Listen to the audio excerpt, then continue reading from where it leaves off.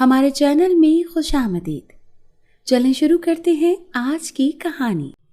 وقت ہماری زندگی کا رت بدلتا موسم ہے۔ یہ خوشی کا آئے تو نعمت ہے اور دکھ کا بن جائے تو زحمت ہے۔ لیکن یہ وقت استادوں کا استاد ہے۔ جس نے اس استاد سے سیکھا نہ اس نے زندگی کے امتحان میں ہمیشہ اول پوزیشن حاصل کی ہے۔ یہ وقت ہی ہے جو ہمیں سکھاتا ہے کہ تم محنت کرو گے تو میں بہار کا موسم بناؤں گا۔ یہ وقت ہی ہے جو تنبیہ کرتا ہے کہ تم اگر سست روی کا مظاہرہ کرتے رہے تو میں خزاں کا موسم بن کر تمہاری زندگی میں اتروں گا۔ اور یہ وقت ہی ہے جو ہمیں اچھے لوگوں سے ملواتا ہے۔ اور جناب یہ وقت ہی ہے جو ہمیں ہمارے اپنوں کے بدلتے رنگ دکھا کر ایسی ٹھوکر لگاتا ہے کہ ہم سیدھے سجدے میں جا پہنچتے ہیں۔ یقین جانے ہمیں تب خدا کی خدائی بڑی یاد آتی ہے جب اپنوں کی طرف سے گہری چوٹ پہنچتی ہے۔ دل ایسے تڑپتا ہے جیسے زندگی ہی ختم ہو گئی ہو، جیسے ہماری سانس رک رہی ہو، جیسے ہم یقین نہ کر پا رہے ہوں۔ اس وقت کا سناٹا ہمیں بڑی تکلیف دیتا ہے۔ جب ہمیں اپنوں کی طرف سے دی جانے والی تکلیف یاد آ رہی ہوتی ہے تب دل اللہ اللہ کرتا ہے، تب شناخت ہوتی ہے رب کی، تب احساس ہوتا ہے کہ اس دنیا کے رشتے، معاملات اور زندگیاں کتنی ناقص ہیں۔ لوگوں میں محبتیں بانٹنا انہیں سمجھنے سے زیادہ اہم ہے۔ جتنا ہم دوسروں کو سمجھ جاتے ہیں اتنا ہی اکیلے ہوتے جاتے ہیں۔ کبھی کبھی آپ سب سے اکتا جاتے ہیں، حتیٰ کہ اپنے آپ سے بھی۔ آپ بات کرنا چاہتے ہیں لیکن کر نہیں پاتے۔ آپ رونا چاہتے ہیں لیکن رو نہیں پاتے۔ لکھنا چاہتے ہیں لیکن لکھ نہیں پاتے۔ گویا ہر جانب سے ایک بے بسی ہوتی ہے جس نے آپ کو گھیر رکھا ہوتا ہے۔ اور یہ بے بسی اکثر ان لوگوں کی دین ہوتی ہے جن کو آپ نے کبھی سب سے عزیز جانا ہوتا ہے، اپنا سمجھا ہوتا ہے، لیکن آپ کی ضرورت پر وہ آپ کو کبھی بھی دستیاب نہ ہو سکے۔ تب آپ کا دل دنیا کی ہر شے، حتیٰ کہ ہر انسان سے اٹھ جاتا ہے۔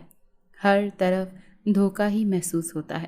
آپ انسانوں سے کترانے لگتے ہیں۔ آپ چاہتے ہیں آپ کہیں دور بھاگ جائیں، کسی ایسی جگہ پر جہاں آپ کے سوا کوئی نہ ہو، بس آپ اور آپ کی خاموشی ہو۔ جس نے اندر سے آپ کو چیر ڈالا ہے، وہ بے بسی جس نے آپ کو توڑ ڈالا ہے، اور وہ بے حسی جو آپ کے پیاروں کی دین ہے اور آپ کو کھوکھلا کرنے کے لیے دان کی، اور پھر ان سب کا حساب ایک ساتھ ہو۔ اس کے بعد چاہے آپ کے دماغ کی نس پھٹ جائے، آپ اپنا ذہنی توازن کھو بیٹھیں، یا پھر موت آپ کو اپنی آغوش میں سمیٹ لے۔ میری زندگی کا آغاز بڑا حسین ترین تھا۔ منہ میں سونے کا چمچ نہ سہی چاندی کا چمچ لے کر تو میں پیدا ہی ہوا تھا۔ بڑا اور اکلوتا بیٹا تھا جس کی وجہ سے ماں باپ کی آنکھوں کا تارا ہی رہا۔ ان کے مجھے لے کر بڑے بڑے خواب تھے۔ وہ کہتے ہیں بڑا افسر بنے گا، بڑی گاڑیوں میں گھومے گا۔ میرا نام فیصل ہے، میرا تعلق فیصل آباد سے ہے۔ ابا ان پڑھ، انگوٹھا چھاپ سادہ سے انسان ہیں۔ انہوں نے ساری زندگی محنت مزدوری سے ہی کمایا ہے۔ پھر جیسے بچے ہوئے تو ان کی بہترین مستقبل کے لیے ابا نے وہاں سے ہجرت کر کے شہر میں آ گئے۔ یہاں زندگی نے نیا موڑ لیا تھا۔ دراصل ہمارے ساتھ تایا کا خاندان بھی دیکھا دیکھی آ گیا اور گاؤں کی ٹوٹا زمین کو بیچ کر 1-2 منزلہ گھر لے لیا۔ پھر ہمارے گھر ایک ننھی پری نے جنم لیا۔ وہ ہم سب میں چھوٹی تھی۔ تائی کی بڑی خواہش تھی کہ ان کے ہاں بھی بیٹی ہو۔ خدا کا وعدہ ہے، وہ جسے چاہتا ہے بیٹیاں دیتا ہے، جسے چاہتا ہے بیٹے دیتا ہے، جسے چاہتا ہے جوڑیاں عطا کرتا ہے، اور جسے چاہے بانجھ رکھ دے۔ یہ اس کی تقسیم ہے اور اس کی مصلحتوں سے ہم ناآشنا ہیں۔ یقیناً اس میں بھی کوئی بہتری ہوگی۔ ہم اسکول جانے لگے تو مقابلے بازی شروع ہو گئی۔ دھیرے دھیرے معاملات اتنے سنگین ہو گئے کہ مزید بدمزگی سے بچانے کے لیے اماں اور تائی کو الگ الگ پورشن میں شفٹ کر دیا۔ اماں کو ابا جتنا دیتے اسی میں خوش ہو جاتی۔ ہم جوائنٹ فیملی سسٹم میں رہتے ہیں۔ یہاں کوئی بھی چیز آتی تو کسی کی نظر سے بچ نہیں سکتی تھی۔ میں گڑیا کو چھپا کر ٹافی لا کر دیتا تھا کہ تایا کا بیٹا ٹافی دیکھ مجھ سے چھین نہ لے۔ اماں نے کبھی ہمیں نفرت کرنا نہیں سکھایا تھا۔ وہ کہتی کہ وہ بھی تمہارے بھائی ہیں، اگر وہ کچھ کہہ دیں تو برا نہ منایا کرو۔ ہمارے ساتھ ہی ہمارے تایا بھی رہتے تھے۔ میری تائی بہت خرافاتی دماغ کی عورت تھی اور میری ماں اتنی ہی سیدھی۔ تبھی تو اب تک چل رہی تھی۔ وقت تیزی سے گزرنے لگا۔ گڑیا کا سایہ بن کر میں رہتا تھا۔ اسکول میں بھی پوزیشن لیتا تھا۔ ابا کہتے ہیں جب تم اچھے نمبر لیتے ہو تو مجھے لگتا ہے کہ میری محنت کا صلہ مل گیا ہے۔ میں نے BSc کے لیے اسکالرشپ پہ آگے داخلہ لیا، جبکہ تایا کا بیٹا اتنے نمبر ہی نہیں اٹھا سکا کہ اسے قابلیت پر داخلہ ملتا۔ تایا تو سمجھ ہی چکے تھے کہ یہ پڑھنے والی شے نہیں ہے، لیکن پھر بھی والدین اولاد کی محبت میں اندھے ہو جاتے ہیں۔ یہی حال ان کا تھا، تبھی انہوں نے اچھے خاصے پیسے بھر کر داخلہ کروا دیا۔ تائی تو 10 بار سنانے آئی تھی کہ ان کے بیٹے کا رشتہ ہو گیا ہے۔ کچھ عرصہ گزرا تو تایا نے اپنے بیٹے کی حرکتیں دیکھتے ہوئے بھی خواہش ظاہر کی کہ ہم اپنی گڑیا کی شادی ان کے بیٹے سے کر دیں۔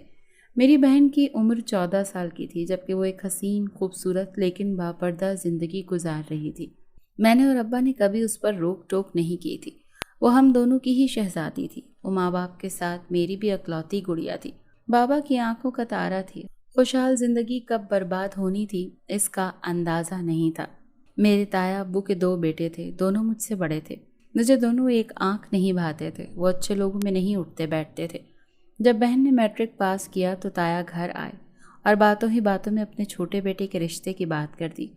بابا نے یہ کہہ کر فی الحال بات ختم کر دی کہ ابھی یہ نادان ہے اور ابھی اس سے پوچھنا نامناسب ہے، اور لڑکا بھی کچھ بن جائے تو ضرور سوچیں گے۔ مجھے تو یہ رشتہ بالکل بھی منظور نہیں تھا۔ ابھی مر مر کر اس کا پیسوں یعنی یونیورسٹی میں ایڈمیشن ہوا تھا، پڑھائی اس سے ہوتی نہیں تھی۔ بھلا ایسے لوفر کو ہم اپنی بہن کیسے دے سکتے تھے؟ کیا تایا کو نظر نہیں آتا کہ وہ اپنی بھتیجی کی زندگی خراب کرنا چاہتے ہیں جو ایسے رشتے طے کر رہے ہیں؟ میری بہن آگے کالج جانے لگی۔ کافی پریشان رہتی تھی کہ وہ کالج کے دنوں میں اب میرا یہ کزن اسے تنگ کرنے لگا تھا۔ وہ مردانگی کا دائرہ اٹھانے لگا تھا، جیسے ہم نے تو اس کے ساتھ بات طے کر دی ہے۔ اکثر راستے میں کھڑا ہوتا یا گھر ابو سے ملنے کے بہانے آ جاتا۔ گھر کے پورشن الگ تھے، پہلے تو کبھی اسے فرصت نہیں، لیکن ابو کے سامنے ایسے جیسے اس سے خدمت گزار کوئی نہیں۔ کچھ دن بہن نے اگنور کیا، لیکن پھر ایک دن اس نے اسے کال کرنا شروع کر دی۔ میں اتنا بے خبر نہیں تھا۔ میں نے اس سے پوچھا کہ کیا پریشانی ہے، کہیں وہ لوفر تنگ تو نہیں کرتا ہے۔ اس نے مجھے اور بابا کو بتا دیا کہ یہ مجھے تنگ کر رہا ہے۔ پھوٹ پھوٹ کر رونے لگی۔ بہنیں بیٹیاں تو سب کی سانجھی ہوتی ہیں۔ میں نے تو آج تک کسی کی بہن کو آنکھ اٹھا کر نہیں دیکھا تھا کہ میری اپنی بھی بہن ہے، اور اب بہن کو روتا دیکھ میرا تو خون کھول گیا تھا۔ میں نے کہا کہ آپ اپنے طریقے سے بات کر لیں۔ میں نے بات کی تو پھر آپ کو شکایت ہوگی۔ بابا کو بھی سن کر برا لگا۔ انہوں نے تایا ابو کو کال کی اور ساری بات سے آگاہ کیا، یہاں تک کہ وہ اگلے دن تایا کے پاس گئے اور آئندہ ہی میری بیٹی کو تنگ نہ کرے۔ اس کے بعد اس باگڑ بلے کی اتنی ہمت نہیں ہوئی تھی کہ وہ میری بہن کو چھیڑ سکتا۔ وقت گزرتا رہا۔ کچھ ماہ بعد میرے ابو کو میرے کزن کے بارے میں پتہ چلنے لگا کہ وہ نشہ اور بری صحبت میں پڑ گیا ہے۔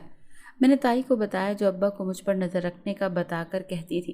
اپنے بیٹی کی تربیت تو وہ ٹھیک سے کر نہ سکی۔ ابا نے اسے خود نشہ کرتے دیکھا تھا، جس کا ذکر بابا نے تایا سے بھی کر دیا، لیکن بات تایا نے گول کر دی کہ اس عمر میں تو سبھی کرتے ہیں۔ انسان محبت اور توجہ کا بھوکا ہوتا ہے۔ محبت اور توجہ دلوں کو حیات بخشتی ہے۔ جو انسان خود کو پسند کرتا ہے وہ چاہتا ہے کہ لوگ بھی اسے پسند کریں۔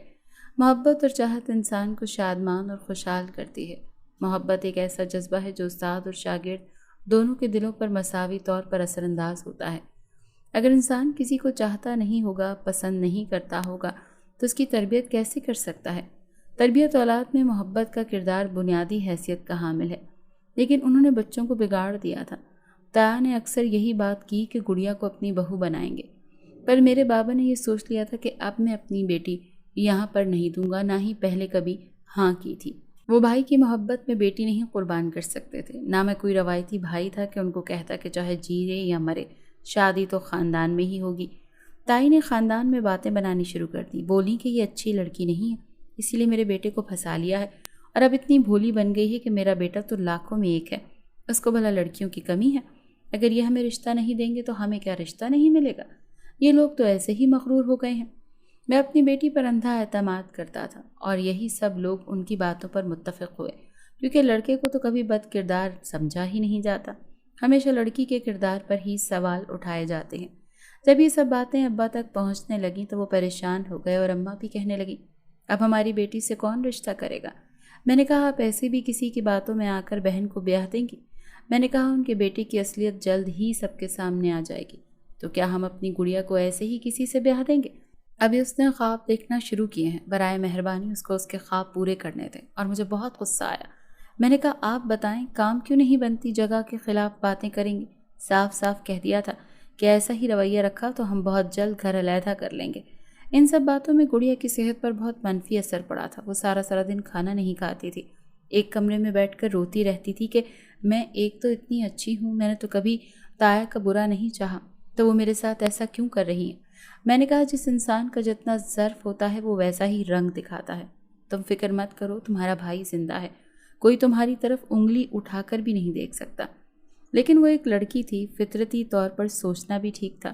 وہ سارا دن سوچتی رہتی، نہ تو کھانا کھاتی نہ ہی کالج جاتی تھی۔ میں خود سے کالج چھوڑنے والے جانے کی ذمہ داری سنبھال چکا تھا، لیکن پھر بھی وہ جانے سے ڈرتی تھی۔ نہ جانے وہ لڑکیوں کی باتوں سے ڈرتی تھی کہ لوگ اسے ایسا کیا کہیں گے، کیونکہ تائی نے تو پورے محلے میں جھوٹی خبریں پھیلا رکھی تھیں کہ گڑیا لڑکوں سے باتیں کرتی ہے اور ان کے بیٹے سے بھی کافی پیسے لے کر کھا چکی ہے۔ میں نے کہا تائی آپ کی بیٹی نہیں ہے، اسی وجہ سے اللہ نے آپ کو بیٹی نہیں دی۔ میں پہلے سوچتا تھا کہ اللہ نے آپ کو بیٹی سے کیوں محروم رکھا ہے، اب مجھے سمجھ آ گیا۔ جب آپ کے دل کے اندر دوسری بیٹی کا احساس ہی نہیں ہے تو آپ کسی بیٹی کو جنم نہیں دے سکتی تھی، اور یہ بھی اللہ کی سزا ہے، دیکھنا آپ کو بہت جلد انجام بھگتنا پڑے گا۔ وہ کہتی ہیں جا مجھے نہ سکھا۔ ایک دن گڑیا بے ہوش ہو گئی، اس کو ڈاکٹر کے پاس لے کر گئے تو اس نے بتایا کہ بہت کمزور ہے اور بہت زیادہ ٹینشن لیتی ہے۔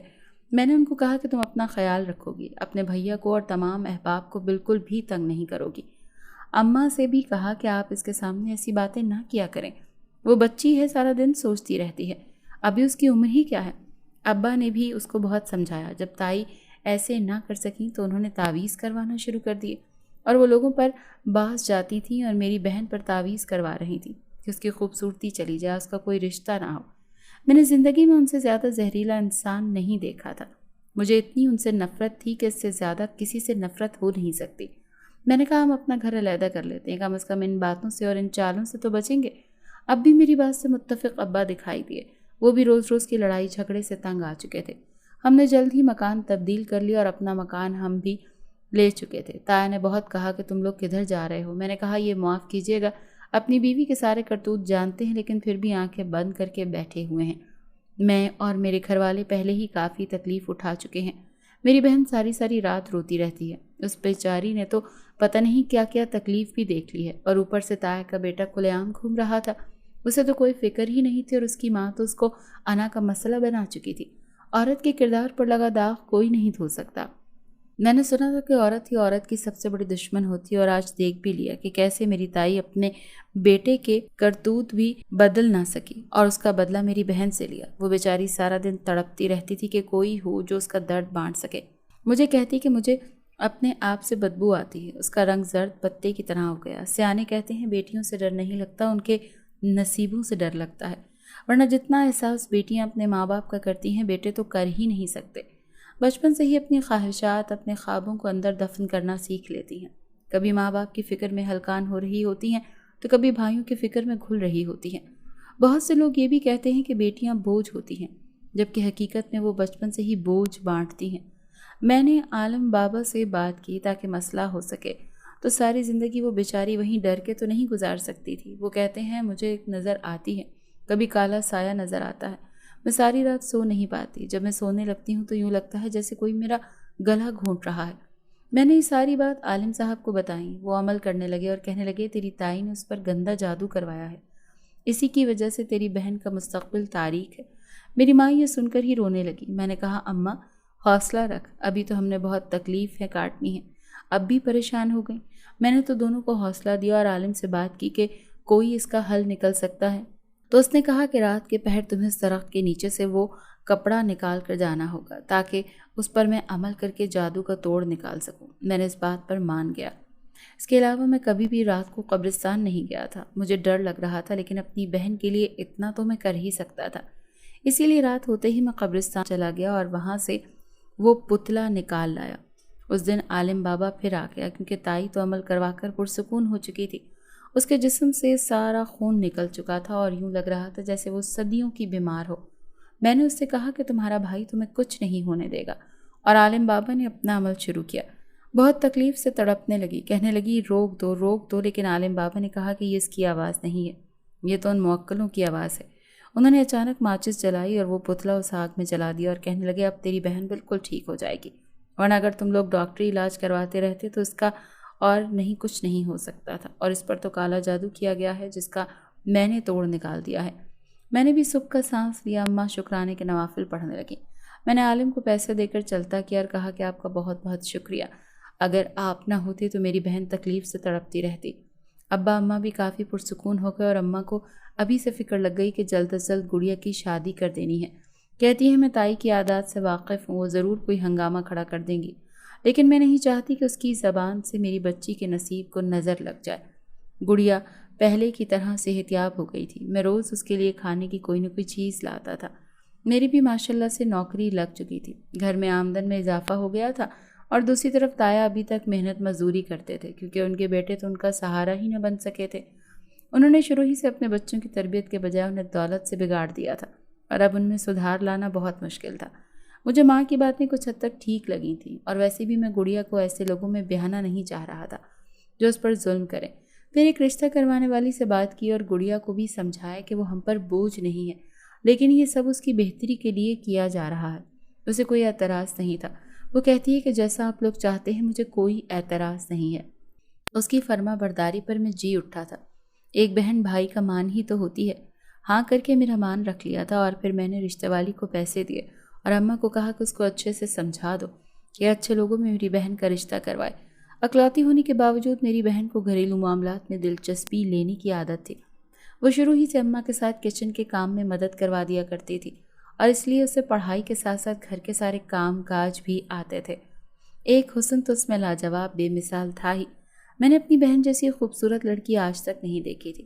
اس سے تو کوئی بھی شادی کرنے پر راضی ہو سکتا تھا، اور پھر رشتے والوں کا سلسلہ شروع ہو گیا، یا کوئی نہ کوئی آ جاتا۔ ان میں سے کوئی بھی پسند نہیں آ رہا تھا۔ اب وہ کہتے ہیں کہ اتنی باریکی سے دیکھو گے تو شاید ہی تمہاری بہن کا رشتہ ہو سکے، لیکن اپنے دل کا کیا کرتا جو اپنی چھوٹی سی گڑیا کو بہت اچھے ہاتھوں میں سونپنا چاہتا تھا۔ میری تائی کو علم ہوا کہ ہم گڑیا کے لیے رشتے دیکھ رہے ہیں تو بہت حیران ہوئی۔ وہ کہنے لگی میں نے شکر ہے اپنا کالا جادو کروایا تھا، ہم نے اس کا توڑ نکال لیا۔ وہ حیران پریشان تھی، وہ غصے سے بھڑک اٹھی، کہنے لگی تم مجھے کہہ رہے ہو؟ میں نے کہا ہاں، میں تو وہی بتا رہا ہوں جو حقیقت ہے۔ اگر آپ کو یقین نہیں آتا تو میں آپ کو یقین دلاتا ہوں، تو اس سامنے شرمندہ ہوں گی، تاکہ تمہاری اتنی بری نہیں ہو سکتی۔ میں نے کہا میں آنکھوں سے اس درخت کے نیچے سے نکال کر آیا ہوں، اور جب وہ عمل کر رہا تھا تب بھی ہمیں پتہ چل چکا تھا کہ وہ سب کام تائی نے کروایا ہے، لیکن ہم چپ رہے، اور اب یہ میری بہن کی زندگی میں مزید بہتر کریں گے تو میں نہیں کروں گا۔ تم لوگ آزاد تو ہو، میں اپنی بیوی اور بچوں کو سنبھال لوں گا۔ وہ غصے سے اپنی بیوی کو دیکھتے وہاں سے لے گئے۔ میں بھی یہی چاہتا ہوں کہ ہماری زندگی میں زہر نہ گھولیں۔ شادی کے کتنے خواب دیکھے ہوتے ہیں، بالآخر میری ایک رشتہ پسند آیا۔ یہ وہ لوگ بہت اچھے تھے، اور میری گڑیا کے لیے بالکل پرفیکٹ لڑکا تھا۔ اس سے زیادہ پڑھا لکھا تھا، اور ساتھ ہی اپنی زندگی کو لے کر سنجیدہ بھی تھا۔ انہیں بھی ہماری گڑیا پسند آئی تھی، اور تائی نے بڑی کوشش کی کہ یہ رشتہ ٹوٹ جائے۔ انہوں نے یہ بھی کہا کہ یہ پہلے میرے بیٹے سے منسوب تھی، لیکن اس کی حرکتوں کی وجہ سے ہم نے رشتہ توڑ دیا۔ یہ سب باتیں ہم لڑکے والوں کو پہلے ہی بتا چکے تھے، اور تایا نے بھی اس بات کی تصدیق کر دی تھی، جس کی وجہ سے لڑکے والے ان کی باتوں میں ہرگز نہ آئے، اور پھر میری بہن کا رشتہ ہو گیا۔ میں نے بہت ارمان سے اس کے لیے آج ہی جمع کیا تھا، اپنی ساری جمع پونجی اس کے جمع کرنے میں لگا دی تھی۔ میں ایک بن بیاہ باپ بن چکا تھا، اور بہن کو بیٹی بن کر پالا تھا۔ ابا اماں اللہ تعالیٰ جیسے بھائی سب کو دے۔ وہی لوگ جو کل تائی کے ہاں میں ہاں ملا رہے تھے وہ آج ہمارے ساتھ شامل تھے۔ اللہ کے فضل و کرم سے وہ دن بھی آ گیا جب اپنی بہن کو رخصت کرنا تھا۔ ایک دن ایک بھائی کے لیے سب سے مشکل کام ہوتا ہے جو اپنی بہن کو کسی اور کو دیتا ہے۔ اماں ابا بھی اداس تھے۔ بارات کا استقبال کیا گیا، لوگوں کو اچھے سے کھانا کھلایا کہ کوئی بھوکے پیٹ کی شکایت نہ کرے۔ جہیز پہلے ہی جا چکا تھا۔ ساس نے کہا آج سے یہ ہماری بیٹی ہے، اس کو گھر کی کمی کبھی محسوس نہیں ہونے دوں گی۔ ماں بولی ہم نے اسے بڑے لاڈ پیار سے پالا ہے، اگر اس سے کوئی غلطی ہو جائے تو آپ اسے معاف کر دیجیے گا۔ دعاؤں میں نکاح پڑھا کر بہن کو رخصت کر دیا، اور وہ اپنے گھر کی ہو گئی تھی، اور میں نے بھی اپنا فرض ادا کر دیا تھا۔ اماں ابا اس کے جانے کے بعد سارا دن اداس رہتے تھے، اور میں نے کہا کہ وہ اپنے سسرال میں خوش ہے، آپ اگر ایسے اداس ہوں گے تو اس کا بھی دل وہاں پر نہیں لگے گا۔ شادی کے بعد وہ 2-3 بار ہمارے گھر آئی۔ اماں بھی اس سے دوبارہ ملنے گئیں۔ وہ اپنے گھر میں خوش تھی۔ اس کا شوہر اس کا بہت خیال رکھتا تھا۔ جس نے اس کے لیے گڑھا کھودا تھا وہ خود اپنی پسند کی کوئی لڑکی بیاہ کر لے آیا تھا، और प्लेटने लगी थी क्योंकि उसने आते ही सास को दिन में तारे दिखा दिए थे। ताई सारा दिन अपनी बहू को कोसती रहती थी। अब उन्हें नया काम मिल गया था। उसने मेरा बेटा मुझसे छीन लिया है और बेटा और बहू दोनों की जिम्मेदारी ताया के कांधों पर आ गई थी। वो पहले ही बीमार रहते थे, अब उनसे काम नहीं होता था। खैर, अब माँ बाप मुझे कहने लगे कि अब तुम भी शादी कर लो, अब बहन के बाद हमारे साथ कोई होता ही नहीं है। तुम्हारी बीवी आ जाएगी तो बूढ़ा बूढ़ी का भी दिल लगा रहेगा। मैंने कहा, आप लोगों को जो पसंद है बहू बना कर ले आते हैं, मुझे कोई एतराज़ नहीं है। मेरी प्रमोशन हो गई थी और अब्बा को काम से बिल्कुल ही रेस्ट दे दिया था। अब वो सिर्फ घर पर होते थे। मैं सुबह काम पर जाता और शाम को आता और माँ के हाथ की गर्मा गर्म रोटी खाकर सारी थकन उतर जाती। माँ कहने लगी, अब बोलो ताकि मुझे भी कुछ आराम मिले, बहू ले आओ। मैंने कहा, आपको रोका किसने है। उन्होंने भी लड़की की तलाश शुरू कर दी और मेरा दूसरे शहर तबादला हो गया। अम्मा बहुत परेशान थी कि मैं वहाँ जाकर खाना कैसे खाऊं, काम कौन करेगा। तो फिर मैं होती, उन्हें लगता है कि खाने हमारी सेहत ख़राब हो जाएगी। यही ख्याल मेरी माँ का भी था। वो चाहती थी कि कोई घरवाली आ जाए ताकि मेरे साथ जा सके, इसीलिए उन्होंने बहू की तलाश तेज़ कर दी थी। और फिर बिलाखिर उन्हें एक घर से लड़की पसंद आ गई। वो 4 बहनें थीं, वालिदैन की 4 बेटियों का और बोझ था, और इस वजह से वो चाहते थे कि अम्मा ने भी उनके हालात को देखते हुए, उनकी शराफत को देखते हुए रिश्ता देख कर दिया। मुझे भी कोई एतराज़ नहीं था, मैं तो जहेज़ के वैसे भी सख्त खिलाफ था। इसीलिए हमने लड़की ब्याह कर लिया इस सादगी से। ये सारे इंतज़ामात किए गए ताकि लड़की वालों पर भी ज़्यादा बोझ ना हो। मेरी बीवी इंतहाई खूबसूरत थी, उसे देखकर कोई भी उसका शिकार हो सकता था। मैंने भी उसका दीवाना हो गया था। वो बहुत फर्मा बरदार बहू और एक नेक बीवी थी। मेरी हर बात को मानती थी, हर बात पर हाँ कह दिया करती थी। मैंने ऐसे सादा और सीधी लड़की कभी नहीं देखी थी। मुझे उसके वालिदैन की तरबियत पर फ़ख्र महसूस हुआ था और मुझे ख़ुद की किस्मत में भी फ़ख्र हुआ था कि मुझे ऐसी बीवी मिली है। शायद ये सारी ज़िंदगी की मेहनत का हिस्सा था कि मैं किसी की तरफ देखता तक नहीं था। अल्लाह ने इसका मुझे इतनी खूबसूरत बीवी के रूप में सिला दिया था। मुझे हर काम अपने हाथ से करती थी और अम्मा भी उससे बहुत खुश थी। वो कहीं ना कहीं उदास भी थी कि अगर था बेटा अब दूसरे शहर चला जाएगा। मैंने कहा, अम्मी जी, कोशिश करूँगा कि इसी शहर में वापस अपनी ट्रांसफ़र करवा लूँ। मेरा ख़ुद भी आपके बग़ैर वहाँ पर दिल नहीं लगेगा। मेरी बीवी भी उदास थी। वो कहने लगी कि सिस्टर को छोड़कर जाना उसको अच्छा नहीं लग रहा। मुझे खुशी हुई थी कि वो मेरे वालिदैन को अपना ही मानती है, तभी तो फ़िक्र कर रही है। दूसरे शहर आ गए। यहाँ पर शुरू में थोड़ी सी मुश्किलात का सामना करना पड़ा क्योंकि हम ये शहर से भी अनजान थे, लोगों को भी नहीं जानते थे।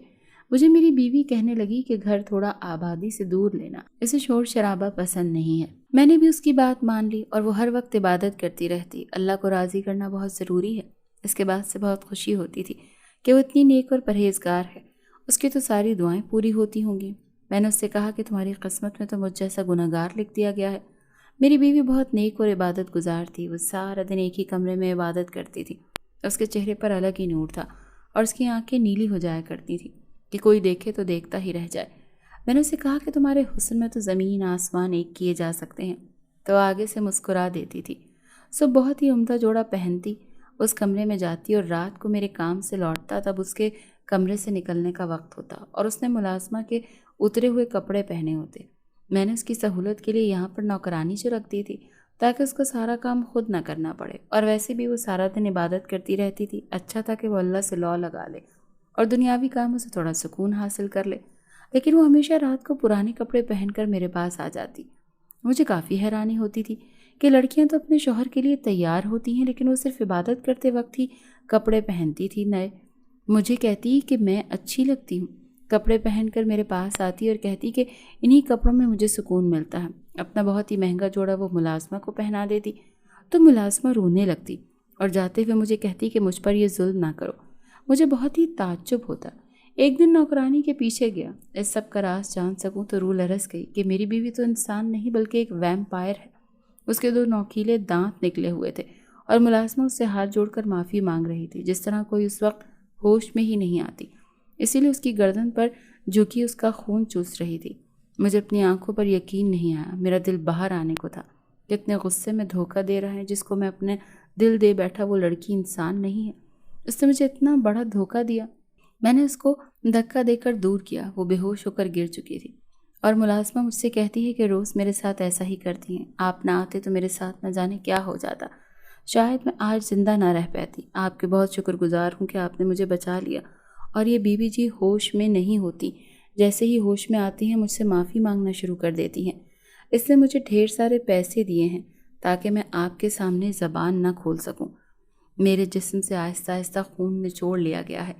میں نے ملازمہ کی حالت دیکھتے ہوئے کہا کہ اب تم کل سے گھر پر نہ آنا، میں اپنی بیوی کو خود ہی ٹھیک کر لوں گا۔ کہنے لگی صاحب جی اپنی بیوی کی پہلے پاس لیجئے گا، مجھے لگتا ہے کہ وہ مجبور ہیں۔ میں نے سر ہلا دیا۔ وہ چلی گئی۔ میں ساری رات اپنی بیوی کے سرہانے بیٹھا رہا، اس کے ہوش میں آنے کا انتظار کرتا رہا تاکہ وہ ہوش میں آئے تو میں اس سے پوچھ سکتا ہوں کہ آپ نے مجھے دھوکہ کیوں دیا۔ میرے ذہن پر غصہ سوار تھا، لیکن میں جذباتیت سے کام نہیں لینا چاہتا تھا۔ جذبات میں لیے گئے اکثر غلط فیصلے ہی نکلتے ہیں۔ صبح سے ہوش آیا تو اسے کچھ بھی یاد نہیں تھا اور مجھے دیکھ کر وہ نارمل بیہیو کر رہی تھی۔ میں نے غصے میں کہا کہ مجھے تمہاری حقیقت معلوم ہو گئی ہے کہ تم ایک انسان نہیں ہو۔ تم جب ملازمہ کا خون چوس رہی تھی تب میں نے تمہیں دیکھ لیا تھا اور تم میرا ہی دھکا لگنے سے ہی بے ہوش ہوئی تھی۔ یہ جھوٹ کیوں بولا ہے اور میری زندگی کیوں تباہ کر دی تم نے؟ وہ بری طرح گھبرا گئی اور کہنے لگی پلیز تم مجھے نہ چھوڑنا۔ میں نے کہا یہ تو سچ جان کر ہی پتہ چلے گا نا۔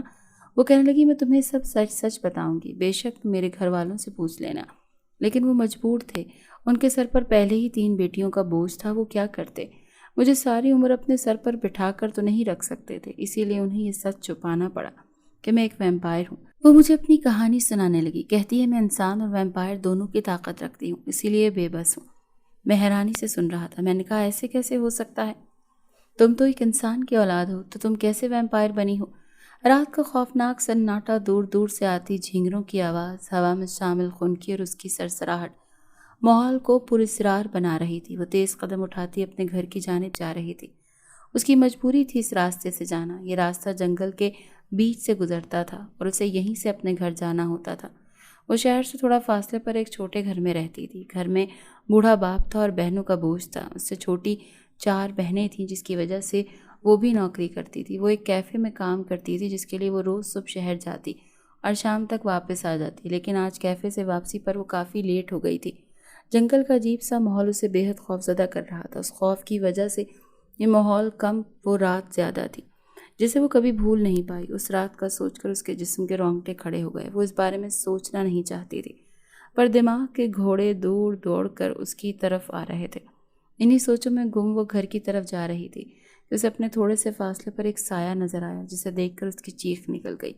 وہ اتنا بھیانک تھا کہ دیکھنے والا اپنے حواس کھو بیٹھے۔ وہ اپنی جگہ پر جم سی گئی تھی کہ ایک دم وہ سایہ غائب ہو گیا۔ وہ جلدی سے ہوش میں آئی، اپنے گھر کی طرف دوڑ پڑی۔ اپنے گھر پہنچتے پوری رات اسے ڈراونے خواب آنے لگے۔ پھر ایک روز مجھے نہیں معلوم، میں صبح اٹھی تو میرے اوپر خون لگا ہوا تھا۔ میں کسی بلی کو مار کر خود بھی اسے پی آئی تھی۔ اس کے بعد میرا یہی معمول بن گیا۔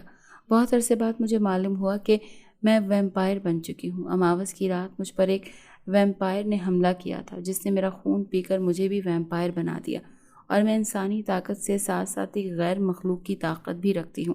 میں کسی کو نقصان نہیں پہنچا سکتی ہوں۔ خون نہیں ملا تبھی میں بوکھلا گئی تھی، ورنہ میں کسی انسان کو کبھی نقصان نہیں پہنچا سکتی ہوں۔